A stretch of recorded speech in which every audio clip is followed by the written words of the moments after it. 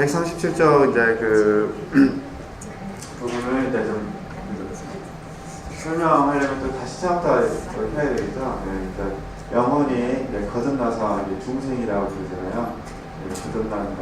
그리고 거듭나가지고 그 다음에 이제 성장하는 과정 속에서 정화와 초타를 경험하게 됩니다. 그 다음에 좀 더 성장함에 따라서 조명을 경험하게 되고, 그 다음에 이제 연합을 경험하게 됩니다. 근데 이제 이건 절대 이제 기계적으로 이해하시면 안 되고요. 사람들이 경험하는 과정을 자기들의 그 용어로 설명한 부분이기 때문에, 그래서 이제 정화에서 조명으로 들어갈 때 이 감각의 어두운 마음을 경험한다. 뭐랄까요? 감각의 어두운 마음. 쉽게 말해서 그 육체가 처리를 받는 부분입니다. 육체가. 조명에서 연합으로 들어가는 과정 속에서 우리가 지금 공부하고 있는 영혼의 어두운 마음을 공부하고 있습니다. 근데 지금 감각의 어두운 마음이든 영혼의 어두운 마음이든 이 책은 십자가 요한이 쓴 시를, 어두운 밤이라는 시를 지금 우리가 이렇게 십자가 요한이 해석한 것을 우리가 이해할 수 있는 범위 내에서만 좀 같이 공부를 하고 있습니다. 그래서 이제 정화, 초타, 조명, 이 감각의 어두운 밤을 경험을 하는 과정 속에서 일곱 가지 사람들이 가지고 있는 결점이 있었는데, 이 결점을 가지고 십자가 요한이 이제 설명을 합니다. 그래서 결점이 결점이 어떻게 나타나는가, 첫 번째로 어떻게 나타나는가 첫 번째로, 두 번째 이 결점이 없어진 이후에는 어떤 모습이 되는가, 이런 부분으로 책이 구성이 되어 있습니다. 그러니까 일곱 가지 결점이 무엇인지 쭉 설명을 하고, 그 다음에 훈련을 통해서 일곱 가지 결점이 없어지면 어떤 모습이 되는가를 이제 설명합니다. 그래서 이제 그러니까 진짜 나타나는 거는 알자는 이걸 이제 보통 우리가 미숙하다는 거, 초심자라니까 미숙한 자, 초심자라 표현하고, 그 다음에 일곱 가지 결점을 처리를 받고 어떤 모습으로 변화된 모습을 더 나아간 자라고 표현해요. 나아간 자, 바른 자, 더 나아가는 자, 이렇게 이제 표현을 합니다.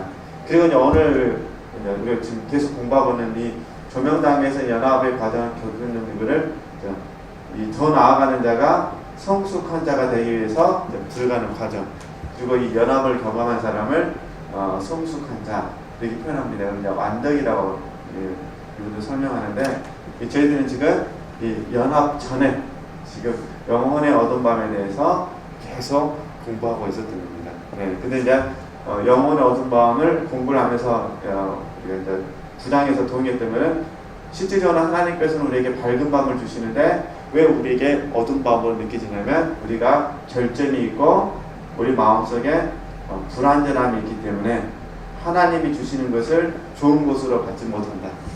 그러니까 하나님께 문제가 있는 것이 아니라 하나님께서 주시는 것을 좋은 것으로 받지 못하는 우리의 결점의 문제 있고 우리의 불완전함의 문제, 우리의 연약함의 문제가 있기 때문에 우리가 하나님이 주시는 이 어두운 밤을 사랑의 밤으로 받지 못하고 우리가 힘들게 느낀다. 이게 이제 9장이었고, 이제 10장부터는 이 어두운 밤을 장작에 타는 불로 이제 설명을 했지 않습니까? 그런 부분들을 이해하시고 오늘 저랑 같이 이제 공부하면 좋겠습니다. 어찌됐든 이 어두운 밤은 갈망의 밤이고 지난주 공부했던 것처럼 추구의 밤이고, 그 다음에 주림의 밤이고, 그러니까 당연히 갈증이 있겠죠. 갈증을 다른 말로 말하면 메마름이라고 표현하잖아요. 타는 목마름이라고 하니까 갈증, 메마름, 이런 부분들을 이 영혼의 어두운 밤에서 경험을 하게 된다, 이런 의미입니다. 그래서 갈망의 밤, 추구의 밤, 주림의 밤, 이런 부분을 이제 설명하면서 이게 불탕으로 설명하잖아요. 불탕, 사랑에 의해서 불탄다, 그래서 멸망한다, 이런 식으로 지금 계속 설명을 하고 있습니다. 그래서 이렇게 바라보면은 지금 우리가 이렇게 가끔씩 경험하고 있는 이 어두운 밤은 굉장히 영적으로 좋은 부분입니다. 그래서 이제 영혼의 어두운 밤을 경험을 하면서 우리가 처리를 받는 게 뭐냐면, 세상과 세상 것들을 사랑하는 마음도 처리를 받고, 나를 사랑하는 마음도 처리받고, 무엇보다 하나님의 어떤 것들을 버리는 훈련을 하게 되면서 하나님만 사랑하게 된다. 이게 지금 이제 계속 이 얘기를 하는 거거든요. 그래서 제가 일단 얘기하시고요. 이제 교재를 좀 보도록 하겠습니다. 그러면 136쪽 4번부터 좀 보도록 하겠습니다. 136쪽 4번. 이 사랑의 불탐과 갈망은 그러잖아요. 사랑의 불탐과 갈망은 여기서는 이미 영의 것인 만큼, 사랑의 불탐과 갈망은 영적인 것이다 그 말이겠죠. 우리가 감성의 밤에서 말한 그런 것과는 아주 다르다. 감성의 밤은 여기입니다. 이게 감각의 어떤 밤, 이 부분에 있어서 감성이 제 한 몫을 하는 것이 사실이지만 이 사랑의 갈증의 진통과 뿌리는 영혼의 높은 부분, 즉 영으로 느껴지는 까닭이다. 이렇듯 느껴지고 갈망하는 아쉬움이 맨 처음에 감각의 밤 때보다 비교할 수 없으리만큼 큰 고통에 있어 크지만 감각의 고통은 아무것도 아니게 여기는 것이니 무엇으로도 헤아릴 수 없는 위대한 보물의 아쉬움을 마음속 깊이 깨닫기 때문이다. 쉽게 말해서 이런 표현입니다. 영혼의 어두운 밤을 통해서 경험을 해보니까 감각의 어두운 밤을 통해서 겪었던 고난도 아니다. 이런 표현입니다. 왜냐하면 가치 면에서 봤을 때, 질적인 면에서 봤을 때, 쉽게 얘기하고 우리 부모님, 어머님들 많으니까 이렇게 하잖아요. 어머님의 입장에서 자녀를 키우는 그 고통과, 그죠?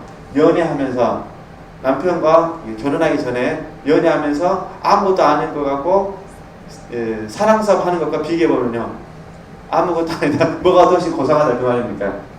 어머니로서 자녀를 대하는 게 고상하다 그 이야기를 하는 겁니다.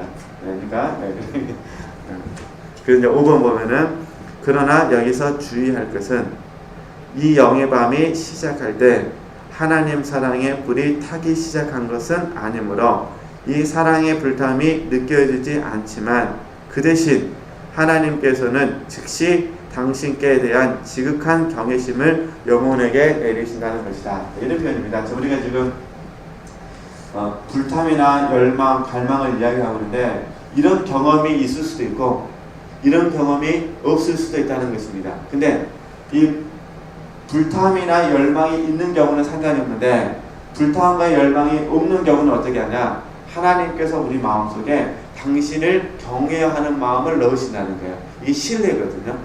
그러니까 우리 애가 하나님과 나의 뜨거운 사랑은 없는데 내 마음속에서 하나님에 대한 경외심이 있는 거죠. 그 이야기를 하는 거니까 이제 생각하고 들으셔야 됩니다.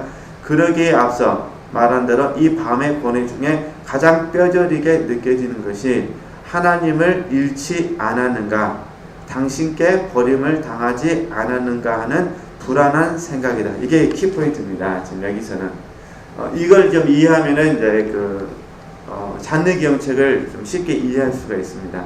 그러니까 많은 분들이 영적으로 진보를 이루신 분들이 겪는 큰 고통이 뭐냐면 이 부분이거든요. 하나님을 잃지 않았는가, 당신께 버림을 당하지 않았는가 하는 불안한 생각이 든다는 것입니다. 그러므로 우리가 언제나 말할 수 있는 것은 이 밤의 시초부터 영혼은 경외이건 불탐이건 사랑의 활딱임에 젖어 있다는 사실이다. 영혼이 이 고뇌 속에서 느끼는 가장 큰 어려움이 방금 말한 불안한 생각임에 틀림없으니 왜냐하면 만일 그때의 생각이 다 잃은 것도 끝난 것도 아니고 좋으라고 되는 일이며 하나님께서는 절대 진노하심이 아니라는 확신이 있다면야 그 모든 고생이 아무것도 아닐 테고 도리어 하나님을 섬기는 길이라 하여 기쁘기만 할 것이다. 하나님께 대한 경외심이 얼마나 강한지 비록 어둠 속에서 사랑을 느끼지는 못할 망정 하나님께서 기뻐하시는 일이라면 100번 죽어도 흐뭇해할 영혼이기 때문이다. 그러나 이미 지나고 있는 경외심과 함께 일단 불꽃이 영혼을 사르기 시작하면 사랑의 열이 내려지는 동시에 하나님께 대한 갈망과 더불어 얼마나 힘과 활기가 치솟는지 영혼은 가당찮게도 아무것도 돌아갈 것 없이 무엇이 부여받을 것 없이 자기가 사랑하는 그분을 발견하기 위해서는 사랑과 갈망에 도취된 힘을 가지고 자기 이의를 제쳐놓고 무엇이든 닥치는 대로 별의별 모양으로 희한한 일들을 해내게 된다. 어렵게 생각하실 수 없는 얘기에 막달라 마리아 이야기를 하거든요. 그러니까 쉽게 이해하면은 아브라함이 모리아 산에 올라간 사건을 생각하면 됩니다. 쉽게 이야기하면은 그러잖아요. 육신적으로 보면은 아브라함이 모리아 산에 오른 것은 진짜 말 그대로 밤입니다. 생각해보세요. 아들을 모리아 산에 바치는데 또 우리 주님께서 겟세마네 동산에 오르실 때 사랑에 불탄 것도 아니고 열망이 있는 것도 아닙니다. 또 아브라함이 모리아 산에 올랐을 때도 사랑의 불탐이나 열망은 아닙니다. 뭐가 있었냐면 하나님을 향한 경외가 있었습니다. 하나님만 사랑하기 위한 경외. 좀 이해되시겠죠? 그러니까 우리에게는 이 셋 중에 하나가 있다는 거예요. 다 있으면 좋겠죠. 그러나 우리가 항상 잘 아시나 영적인 시대는 좋은 일로도 다가오긴 하고 나쁜 일로도 다가오긴 합니다. 근데 주로 이제 우리가 이제 육체편에서 바라봤을 때 고난으로 많이 적용을 하니까 어찌됐든 고난이 오면 어떤 사람은 고난 가운데 사랑이 불탄 사람도 있고 어떤 사람은 열망이 있는 사람도 있고 불탄과 열망을 오는데 경외하는 마음이 있어서 고난을 감사하면서 기쁨으로 이겨내는 사람도 있는 거거든요. 이렇게 가면서 하나님께서 우리 육신의 이런 부분들을 다 제거해가지고 하나님만 사랑하게 만드신다. 이게 이제 포인트니까요. 이렇게 이해하시고 이제 보도록 하겠습니다. 이제 막달라 마리아 이야기를 통해서 이제 다시 설명합니다. 138페이지 6번. 저 마리아 막달레나가 매우 알려진 존재면서도 잔치 손님이 높거나 말거나 모여있는 사람들을 상관할 것 없이 또 그들 앞에서 울고 눈물 흘리는 것이 좋거나 말거나 이미 그 영혼이 상처를 입고 사랑의 상처입니다. 불타게 된 그분 앞으로 나아가게 된 것도 이 때문이었다. 그 머리 향유 부은 사건을 이제 말하는 겁니다. 누가복음 7장에 있는 이것이 사랑의 도치요 대담성이니 사랑하는 이제 그 다음에는 이제 돌아가신 이후에 사랑하는 이미 무덤에 갇혀 계시고 그 무덤이 커다란 돌로 봉인되었고 제자들이 도적질이나 할까봐 군사들이 에워싸 지키는 줄을 잘 알았어도 그 어떠한 환경도 향액을 들고 주님을 발라드리고자 새벽길을 떠나던 그를 뭐 했다냐 막지 못하였다. 그러니까 이 큰 마음 속에 이 하나님을 얻기 위한 이 어두운 밤이 있는데 이 어두운 밤이 불탐이나 열망을 없더라도 경외하는 마음이 있다 보니까 그 경외하는 마음이 모든 일을 다 되게 되죠. 넉넉히 이겨내게 만든다 이 부분입니다. 이해되시겠죠? 내용만 이해하면 되는 거니까요. 그러나서 이제 7번 결국 이 사랑의 도치와 갈망이 그로 하여금 주님을 동산지기로 하라 시신을 무덤에서 훔쳐냈거든 어디다 두었는지 자기가 모시겠으니 알려달라 했던 것이다. 그러던 막달레나는 옳은 정신으로 하는 소리인지 얼빠진 짓인지 분간을 하지 못하였으니 그 사람이 훔쳐갔더라면 그런 사실을 대줄 리가 없고 모셔가게 내버려 둘 리도 없을 것이 뻔하기 때문이다. 그러나 이런 것이 사랑의 힘이요 이력이다. 사랑하는 사람에게는 모든 것이 가능해 보이고 모든 사람이 자기와 같은 줄로만 안다. 막달레나는 자기가 사랑하고 찾는 그분 말고 다른 누구를 남들이 찾을 리 없다고 믿기 때문에 사람들이 모두 사랑하고 바라는 것도 딴 것일 수 없다고 생각하는 것이다. 그 때문에 여기는 이제 아가서 말씀입니다. 신부가 그 신랑을 찾아 거리와 성 밖으로 나갔을 때 다른 사람들도 자기가 들 줄 알고 그를 만나거든 자기가 사랑에 병들었음을 전해달라 하는 것이다. 마리아에게 있어 사랑의 힘이 이러했으니 동산지기가 시신 감춰둔 자리를 그에게 일러주면 무섭게 엄금하는 일이라도 자기는 그 자리로 가서 모시고 올 작정이었다. 이해되시겠죠? 의미가 이제 어쨌든 병이든 불탐이든 열망이든 이 마음이 있으면 뭐하는 거죠? 무슨 일도 할 수 있는 용기가 있다는 것입니다. 그래서 재미있는 표현은 대단한 그 통찰력 같아요. 뭐냐면은 내가 주님을 너무 사랑하고 싶은 마음이 있으면 주님을 추구하고 싶은 마음이 있으면 다른 사람도 그럴 것이라고 생각한다는 거죠. 실제로 그렇습니까? 안 그렇습니까? 안 그렇죠. 네, 이렇게 표현을 참 너무 잘하신 것 같아요.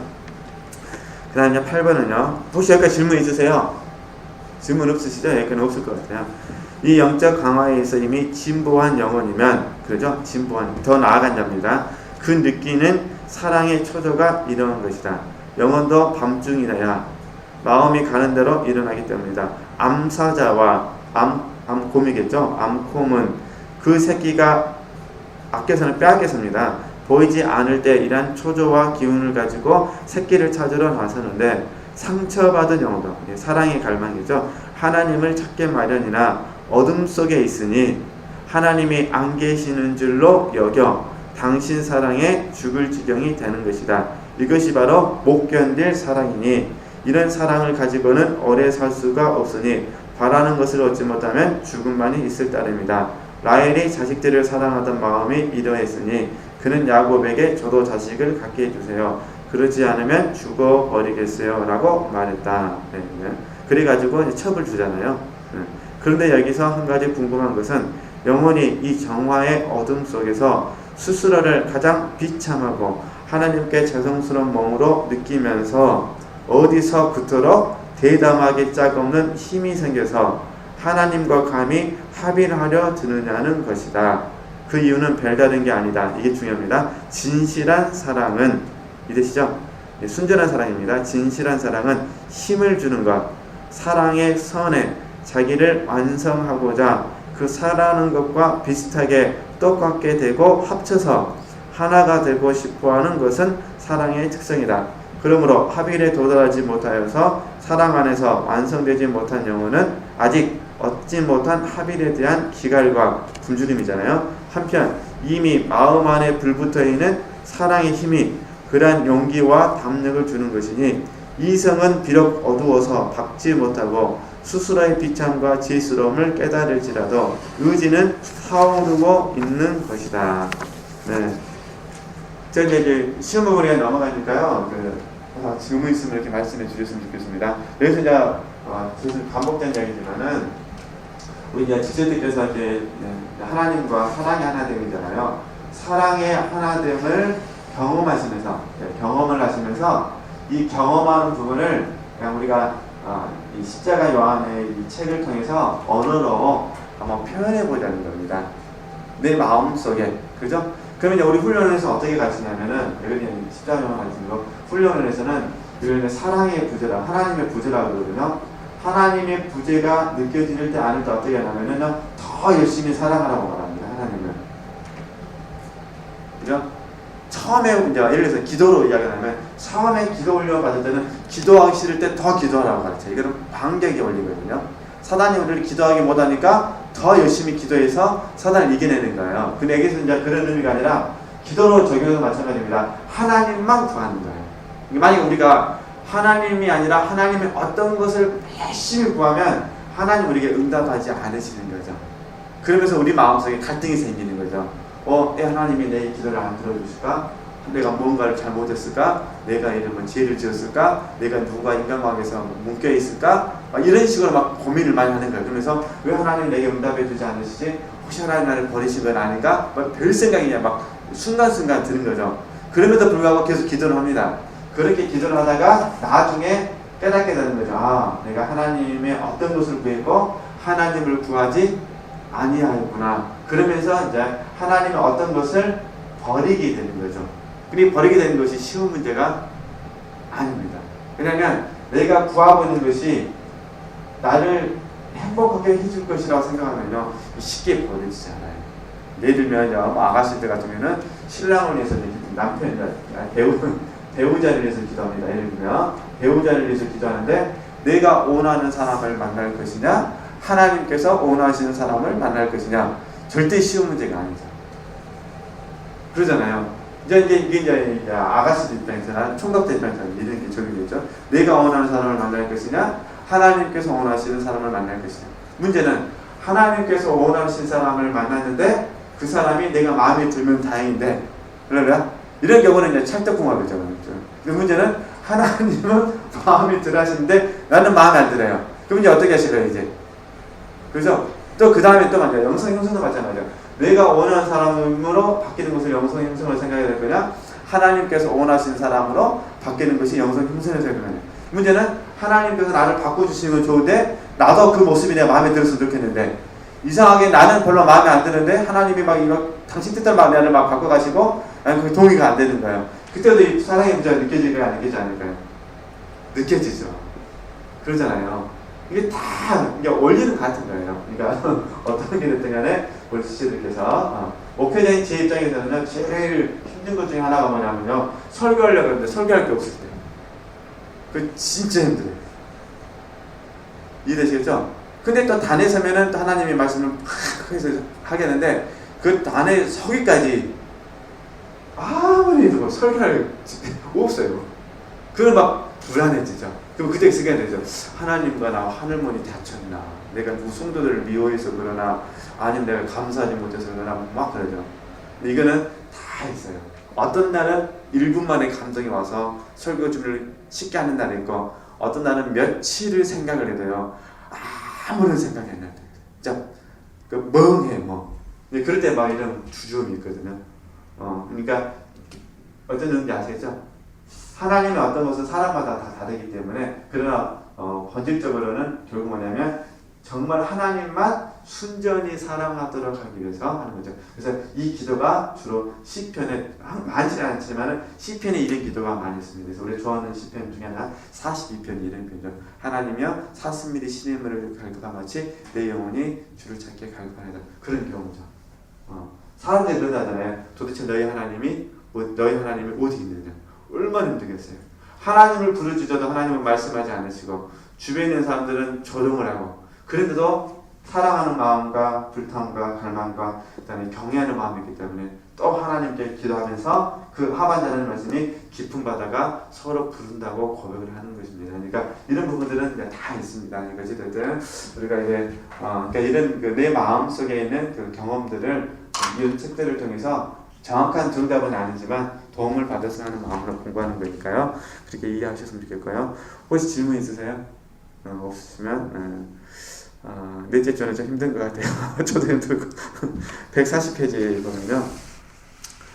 이제 계속 이제 다 그런 내용인데 이제 지금은 이제 쉽고 재밌고 감사하고 그런 내용입니다.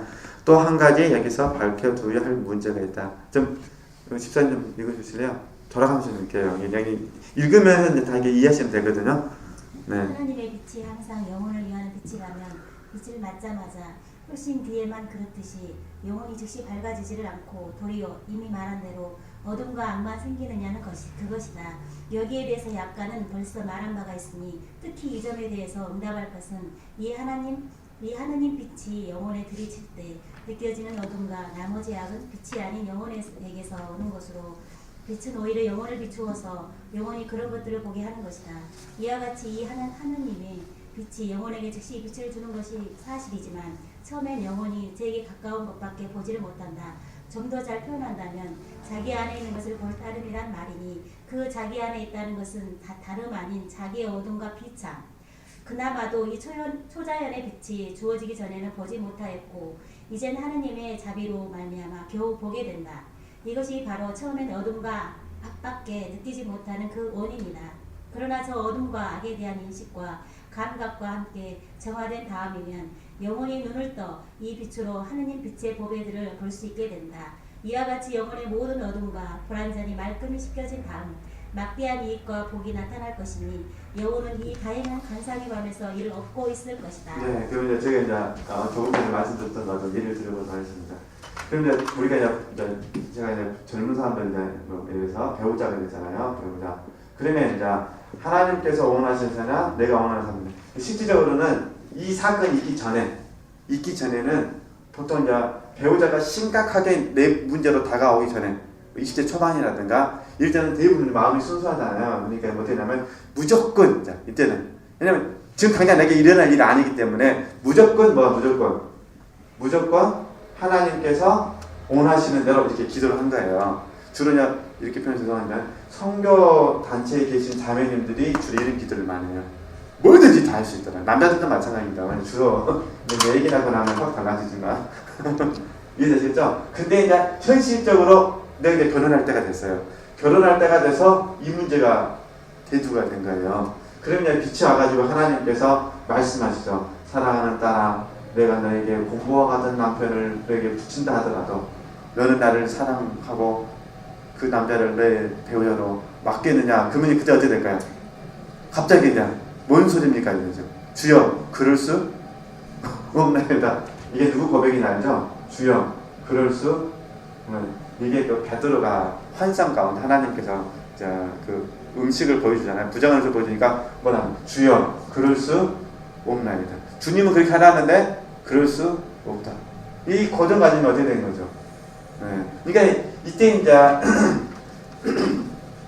하나님을 순수하게 사랑했던 영혼은 뭐가 더 괴롭냐면은 하나님을 위해서 모든 걸 하겠다고 고백은 했는데 막상 하나님을 위하여 선택하려고 할 때 그 선택하지 못하는 자기의 모습이 보이는 거예요. 이해되시겠죠? 뭐 이기적인 모습이 보이거든, 뭐 같은 개념이지만 뭐 자기 중심의 개념이 보이거든. 이런 자기 자신의 결점이 보인다는 겁니다. 여기서 교재는 뭐냐면 뭐라 했죠? 읽을 때 우리가 있으면 지혜와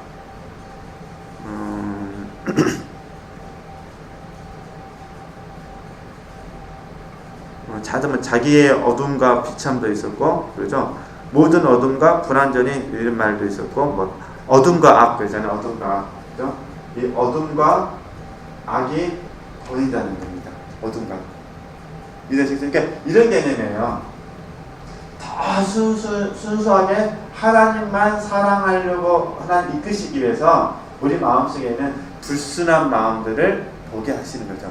근데 이제 하나님을 얻기 위해서는요, 하나님의 어떤 것을 바라는 내 마음도 하나님 뭐라고 말씀하시냐면 이것마저도 불순하게 여기신 거죠. 그래서 이제 주로 여기 이 과정에서 경험하고 있는 지체들이 많이 고백해야 될 것이 뭐냐면 그리하지 아니하실지라도를 이때 배우시는 거예요. 그리하지 아니하실지라도, 아니면 이걸 배우던가, 아니면 아브라함처럼 이삭을 죽은 이후에도 하나님이 다시 살리실 것을 완전히 믿던가.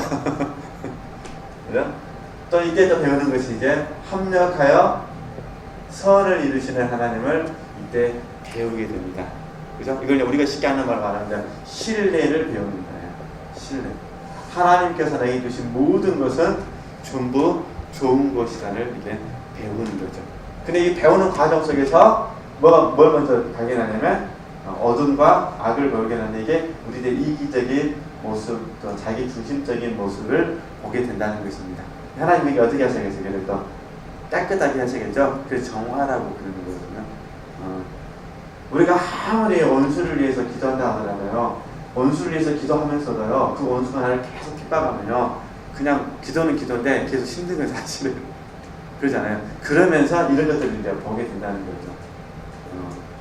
그러니까 이런 부분들 이게 제가 뭐 몇 가지 예를 든 것뿐이니까요. 그렇게 이해하셨으면 좋겠습니다. 이렇게 보니까 이게 고통 가운데 있지만 이것만 이겨내면은 좋은 게 되는 거죠. 그잖아요. 이기적인 내 마음이 정말 순수한 하나님을 사랑하는 마음으로 바뀌게 되고, 또 자기 중심적인 하나님 중심으로 바뀌게 되고, 이 어둠과 악, 또 이런 것들을 발견하면서 우리가 겸손하게 됩니다. 이걸 이제 저희들이 이제 같은 말이면 비참이라고 그러거든요. 비참한 모습입니다. 이런 모습들이 이제 고쳐지게 되면 우리는 점점 하나님께 감사하는 모습으로 나아갈 수가 있으니까요. 어렵게 생각하지 마시고요. 이게 결국은 좋은 겁니다. 뭐냐면 겸손입니다. 겸손. 그래서 진정한 면에서 이때 이제 나를 아는 지식이 일어나야 됩니다. 그죠? 그러니까 연합이 이루어지면 하나님을 아는 지식이 많이 생기게 되고요. 또 이 연합되는 과정 속에서 나를 아는 지식이 많이 형성되면서 이 겸손을 가져다 주고요. 겸손하니까 어떻게 합니까? 하나님께서 가까이 하시죠. 그러니까 마음이 청결하게 되고, 이렇게 돼서 영으로 하나님을 굉장히 많이 알 수가 있습니다. 굉장히 조심스러운 표현이지만 이 정도만 들어가게 되면 제 훈련을 해서 표현하는 생명적 삶에 대해서 이해할 수가 있고요. 늘 하나님과 동행한다는 것이 무엇인지를 알 수가 있습니다.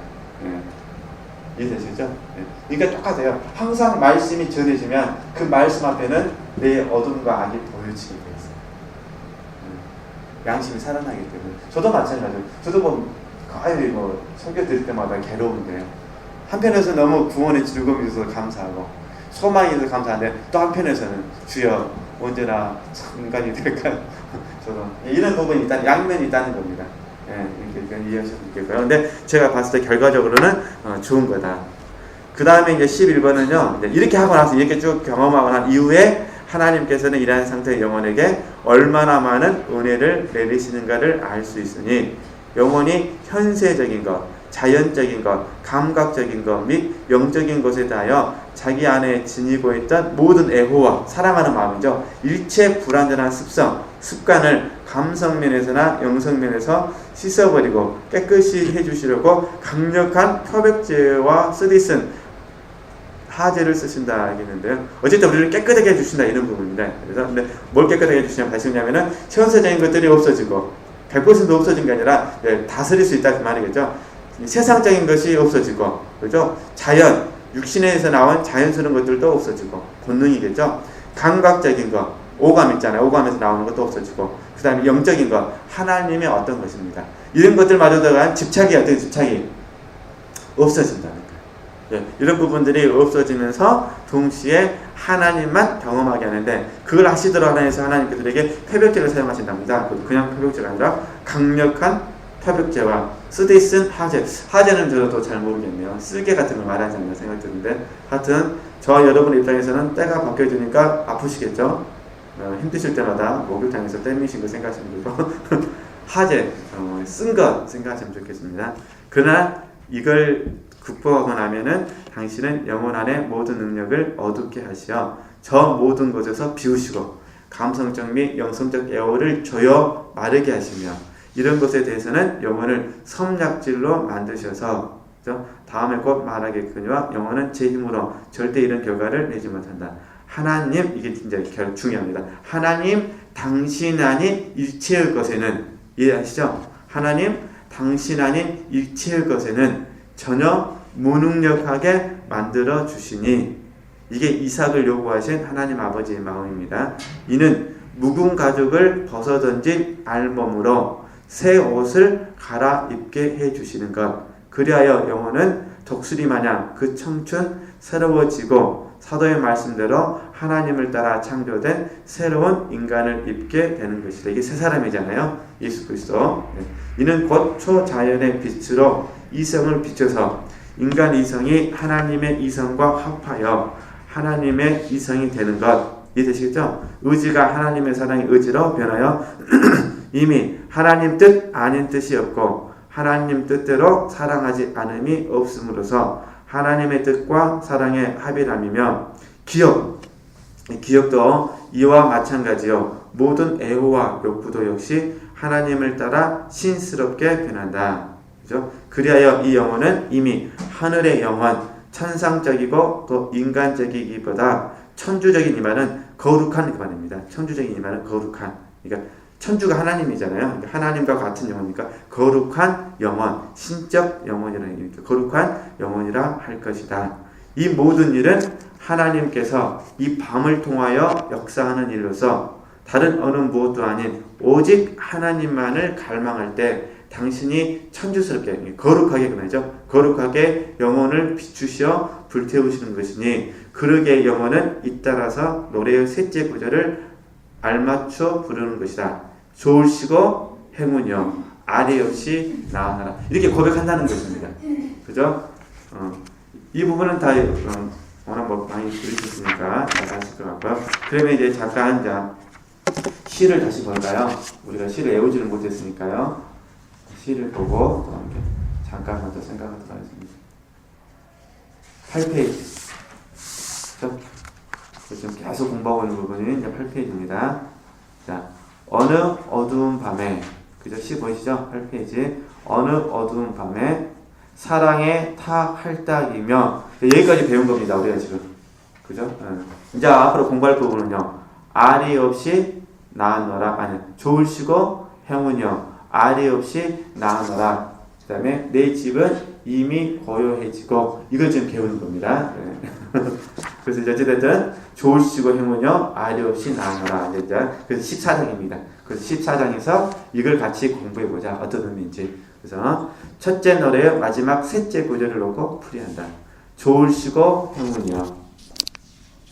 좋으시고 행운이여 는 이를 받는 다음 구절로 설명되니 아리 없이 나았노라. 내 집은 이미 고요해지고 이렇게 됐잖아요. 이건 설명을 해주는데요. 뭐 잠깐만 보면요. 아리 없이 그 말은 뭐예요? 들키지 않고 이런 뜻입니다. 쉽게 말해서 들키지 않고 뭐라는 거죠? 나았다는 거예요. 그 다음에 내 집은 내 집은 우리 육신의 집입니다. 육신의 감성의 집. 이게 내 집이 이미 고여졌다는 건 어떤 의미겠죠? 그러니까 영혼이 들키지 않고 나왔어요. 근데 그 다음에 육신의 집은요 이미 고여졌어요. 그러니까 세상과 세상 것들 영적인 모든 부분에 대해서는 전부 다 이제 잠잠해진 거죠. 그리고 누구만 바라보는 거죠? 하나님. 그죠? 그 다음에 설명되는 건데 한번 보도록 하겠습니다. 이는 비유법을 써서 이름이니 제2를 하려는데 행여 누가 막을 세라. 집안 사람들이 이미 잠든 다음 밤을 타 어둠 속으로 제 집을 나서는 것이다. 이 영혼은 사랑하는 하나님과 하벨이 된다는 영웅적이고도 희유한 일을 하고자 애출을 해야 하기 때문인데 그 사랑하는 님은 오직 밖에 고요한 데만 계시므로 신부는 홀로 있는 님이 보고 싶어서 다음과 같이 말한다. 당신이 내 오빠였던들 밖에서 만나도 입맞출 수 있을 것을. 이게 야고보서 8장 말씀이거든요. 사랑에 반한 영혼이 제 바라는 목적을 달성하자면 이와 같이 집안 사람들이 다 잠들고 고요해진 밤에 집을 나서야 좋은데 여기 집안 사람들이란 메모하실 수 있죠. 옆에다 메모하시면 편하시거든요. 누구냐면 이 밤을 통해서 잠재우는 영혼의 저열한 감정과 욕구들로서 이게 육신이겠죠. 어쨌든 영혼의 저열한 이게 낮은 감정과 욕구들로서 이것들이 잠을 깨면 항상 영혼에게 이런 보배를 거부하고 영혼이 저들을 떠나 자유롭지 못하도록 막는 원수들이다. 그죠? 그러니까 이제 앞으로 이제 좀 있으면 나오는데요. 우리 영중심으로 살지 못하도록 하는 원수가 있습니다. 그 원수들을 이제 조금씩 설명하는데요. 첫 번째 원수는 우리가 너무 잘하는 원수가 뭐냐면 사단이겠죠. 그러잖아요. 두 번째 원수도 너무 잘하는 거 뭐겠습니까? 세상이겠죠. 세 번째 원수, 가장 무서운 원수라고 말하는데 그건 누구냐면 내 육신의 감성입니다. 우리 육체라고 그러잖아요. 육체가 발동하면 이 영을 통제할 방법이 없습니다. 이게 이제 영적으로 성장한 사람들이 있어서 괴로움이 되는 거죠. 계속 읽으면 이들은 우리 구주께서 복음에서 그 사람의 원수라 말씀하신 그 집안 사람들인 만큼 이들의 작용과 활동이 이 밤에 잠들어야 하나님 사랑의 하빌의 초자연적 행복을 방해하지 않지. 그렇지 않고 이것들이 활발히 작용하는 동안엔 하빌이 불가능하다. 모든 자연의 일이나 움직임은 사랑의 하빌의 초자연의 보배를 받는 데에 도움이 되기는커녕 도리어 장애가 될 뿐 자연의 모든 재주를 다 부려도 초자연의 보배 앞에는 짤짤한 것이니 하나님께서는 오직 내리심으로서만 이 보배를 영혼 안에다가 수동적으로 은밀히 침묵 속에 주시는 것이다. 그러므로 모든 능력이 내리심을 받아 가지려면 수동적이어야 하지 거기다가 제 스스로의 저열한 작업이나 취향을 기재시켜서는 아니 된다.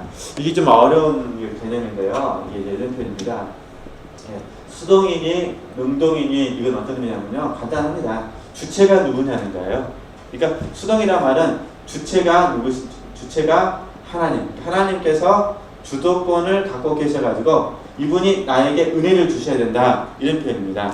그러면 능동은 뭐냐면 내가 주체가 되어서 하나님께 찾아가는 거죠. 이렇게 해서는 합일이 안 된다는 거죠. 오직 관상의 방법만 된다는 거죠. 하나님께 내게 찾아오셔야 하면 돼요. 그럼 우리가 할 수 있는 게 뭐냐? 기다리기입니다. 기다리기. 이 두 가지를 하는 거예요. 바라보고 기다리는 거. 우리가 할 수 있는 거예요. 이해하시죠? 우리는 이 행복을 성취하는 것이 아니라 우리는 그냥 주만 일단은 바라보고요. 그 다음에 주님을 기다리는 겁니다. 그래서 주께서 내게 기쁨을 주시면 좋고 안 주시면 또 어떻게 해서 또 주님을 바라보고 기다리는 것입니다. 그래서 잔디경이 하는 이야기가 뭐냐면 뭔가를 하려고 하지 말라는 거예요. 단지 하나님만 고요히 하나님만 바라보라. 그래서 지성소 이야기하는데 그게 굉장히 어려워요. 어찌됐든 지체들께서 바라봄 원칙과 기다림 원칙을 이해하셨으면 좋겠습니다. 그런데 내가 바라지 않고 기다리지 않고 내가 뭔가를 열심히 기도하려고 하고 예를 들어서 하나님은 금식도 요구하지 않으셨는데 막 내가 금식 기도하고 이해하시죠? 막 더 막 이 사랑 갈망해서 무조건 막 이렇게 안수받는 데 가서 막 이렇게 하고 이러면 어떻게 되죠? 이러면 영 안에서 이루어지는 환상의 감은 경험할 수가 없습니다. 단지 지금 하시는 거는 이게 이제 제 식대로 설명하면요, 제 개념으로 설명하면은 바라봄과 기다리며 지금 저는 이제 어떻게 이해하냐면은 진리 안에서 그냥 바라보고 기다리면서 진리 안에서 그냥 충성하며 사는 겁니다. 그냥 진리를 벗어나면 안 되고 이해되죠? 물론 힘들죠. 왜냐면 슬럼프가 있죠. 왜냐면 하나님 안 느껴지니까. 그러지만 우리가 조금 전에 공부했던 것처럼 경외라는 게 있었잖아요. 진리 안에서 배운 대로 바라보고 기다리면서 충성하면서 이 삶을 살면 어느 순간 갑자기 하나님께서 내 안에 기쁨을 주시는 거예요. 이해되시죠? 그러니까 진리에서 벗어난 행동을 해서는 안 됩니다. 더 해서 안 될 거냐면 어린 아이의 행동을 해서는 안 되는 거죠. 그러니까 영적으로도 어린 아이 일을 해서는 안 되거든요. 그러니까 이런 부분들. 그래서 주도권은 하나님만 갖고 계신다는 거 그렇게 이해하시고요. 그 다음에 이제 2번 볼까요?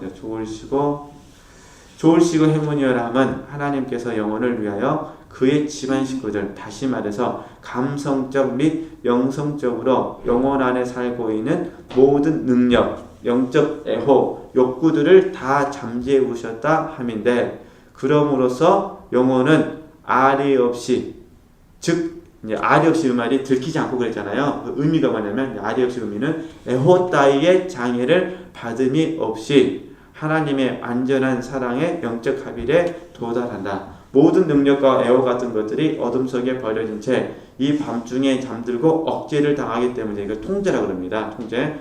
이제 우리 하여튼 통제. 네. 성경적으로 말하면 절제가 되겠죠. 셀프 컨트롤이니까요. 네. 모든 능력과 애호 같은 것들이 어둠 속에 버려진 채 이 밤중에 잠들고 억제를 당하기 때문이라. 이래서 영혼이 자기와 그 감성의 집을 떠나는 것을 그것들이 제 낮은 자연 방법으로는 알지도 깨닫지도 못하여 방해할 수가 없는 것이다. 여기까지만 하고 마치도록 하겠습니다. 이건 쉽게 얘기하면 이런 표현입니다. 우리가 이제 갈라디아서 말씀으로 우리가 이해하는 말씀을 설명하는 거니까 성령의 소욕과 육체의 소욕이 있잖아요. 그렇죠? 육체의 소욕. 그러면 모든 건 다 육체의 소욕을 지금 이야기하시는 거니까 성령의 소욕과 육체의 소욕이 있는데 일단은 우리가 분별을 하잖아요. 쉽게 말해서 분별해서 어떻게 되냐면 성령의 소욕과 육체의 소욕을 분별한 다음에 이 육체의 소욕을 거절하고 성령의 소욕을 우리가 따라가는 겁니다. 일단은 그러잖아요.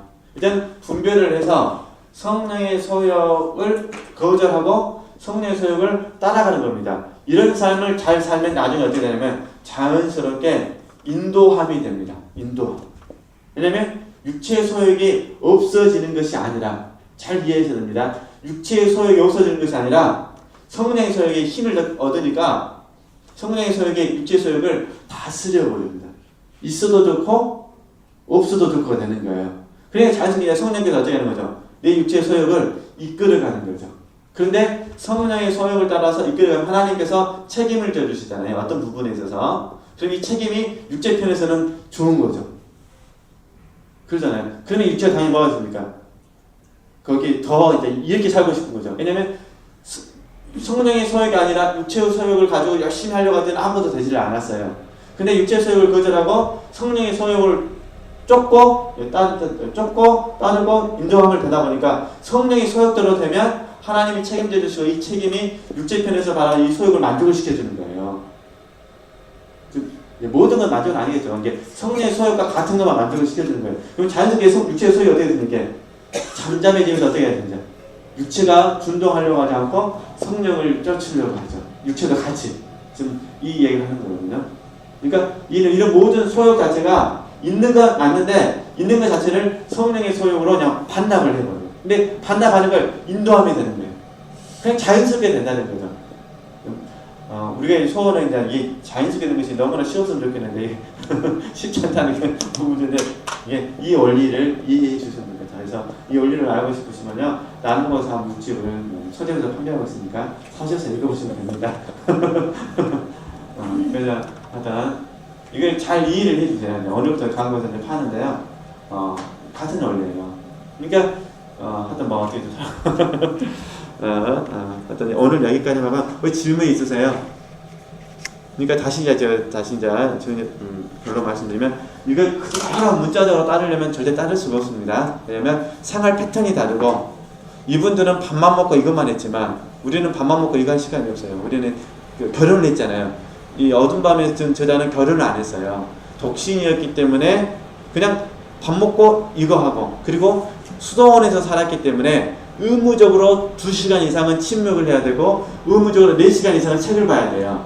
예배는 많으면 7번 이게 30분씩이라도 7번 예배를 드리고 이해하셨죠? 먹는 거 하루 2끼 꼭 그런 건 아니지만 자기들이 만든 것이 아니라 다 만들어 준 거 가서 땡땡땡 치면 가서 먹고 딱 밥 먹을 때도 말하면 안 됩니다. 딱 인사하고 먹고 잠자기 전에 2시간씩 침묵하고 4시간씩 책을 봐야 되고 노동은 6시간 하고 잠은 몇 시간 하는지는 모르겠습니다만 이해되시죠? 근데 우리는 다릅니다. 이미 우리는 현대에 살고 있고 결혼도 있고 뭐 땡땡땡 하면 밥 차려 중이 아니잖아요. 다 가서 밥 하셔야 되고 저야 여보 하면 가서 밥 먹으면 되지만 또 애들도 돌봐야 되니까 또 교육에서도 공부도 달라요. 그러니까 제 말은 이런 공부를 통해서 우리가 하고 있는 거, 우리가 경험하고 있는 것들을 이런 언어들을 통해서 좀이라도 이해할 수 있다면 이 공부 자체가 우리에게 도움이 되지 않겠느냐 이런 의미에서 제가 말씀을 드린다니까요. 이제 3번부터는 다음 주에 또 하도록 하겠습니다. 네, 그렇게 하셨으면 좋겠고요. 제가 기도하고 마치겠습니다. 사랑하는 하나님 참으로 감사를 드립니다. 오늘 이 책을 통해서 또다시 영혼의 어둠 밤을 통하여 하나님만 추구하며 하나님만 사랑해야 됨을 배울 수 있도록 기회를 주심에 감사를 드립니다. 부족한 저희들이 심오한 영적 진리를 배우려고 하다 보니 어려움이 많이 있습니다. 깨달을 수 있는 지각을 주시고 무엇보다 이 책을 통하여 우리의 영혼이 순전히 순수하게 한결같이 하나님만 사랑하며 하나님만 추구하는 저희들이 될 수 있도록 인도하여 주시옵소서. 하나님의 경륜 가운데 우리를 다루심 속에 주신다면 저희들이 감사로 받아야 될 줄로 믿습니다. 그러나 연약하다 보니 힘들고 어려워 하나님의 자비하심과 하나님의 보호하심과 하나님의 도우심을 바라봅니다. 우리 사랑하는 지체들에게 은혜를 베푸셔서 나름대로 기도 제목을 아시오니 주여 속히 응답하여 주시고 무엇보다 하나님 당신의 생명을 허락하여 주셔서 주께서 주시는 이 기쁨 안에 구할 수 있도록 인도하여 주시옵소서. 예수님의 이름으로 감사하며 기도했습니다. 아멘. 네, 하나님께 영광 돌리겠습니다.